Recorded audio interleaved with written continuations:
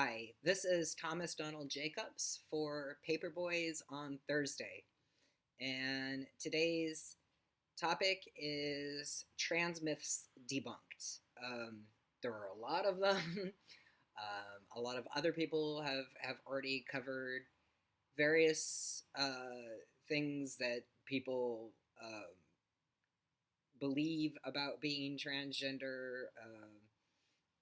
And a lot better than I ever could. So I'm just gonna focus on one thing um, that irritates me, especially as a historian, and that's the myth that transgenderism is a recent phenomenon. Okay, that it's like some kind of fad or a novel social experiment that can and therefore should be suppressed. Um, Let me be clear. As the historical record demonstrates, that is not true. Um, First, there are many non Western cultures around the world where gender was not conceptualized as a fixed binary, where individuals are automatically sorted from birth into either male or female for their entire lives based on the appearance of their junk. The scientific literature in this field is extensive and well founded. Now, while some of these cultures have changed with regard to this aspect of their social lives and organization, primarily as a result of colonization, these older traditions do persist. And what this phenomenon tells us is that gender and how we conceptualize and negotiate it is indeed socially constructed, both in the past and the present.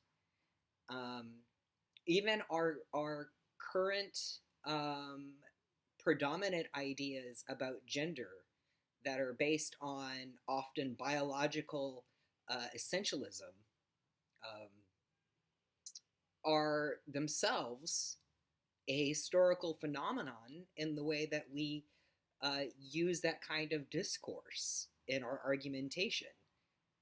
And they too are socially constructed. Uh, Second, in Western culture, um, historically, while medical transitioning, you know, hormones and surgery, is a somewhat recent development dating to the start of the 1900s, individuals living full time for decades as the so called opposite sex, and not just occasional or situational cross dressing, those individuals are documented in Europe and the Americas at least as far back as the 16th century.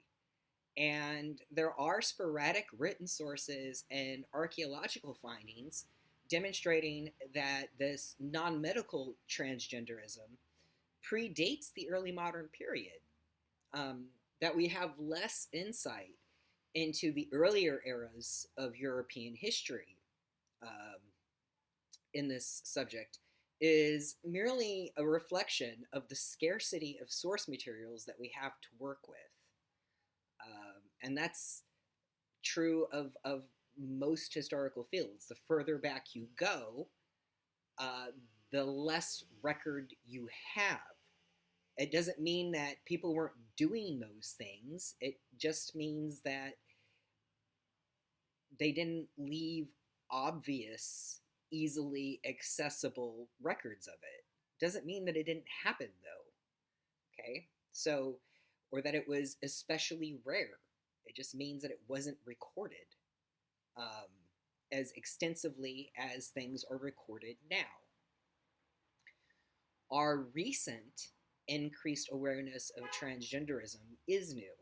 And that's, I think largely the result of our global mass media and social media.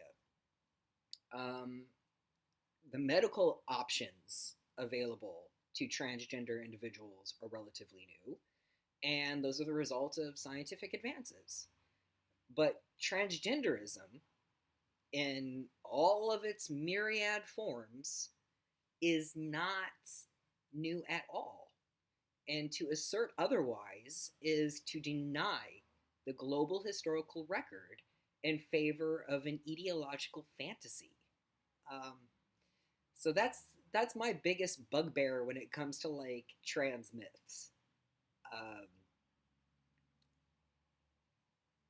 People attempting to erase the wonderful variety of human experiences and ways of living um, in order to promote,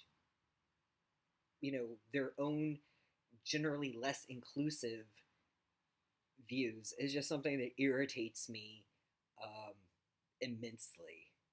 Um, so that was today's topic, and I'll see you next week. Bye.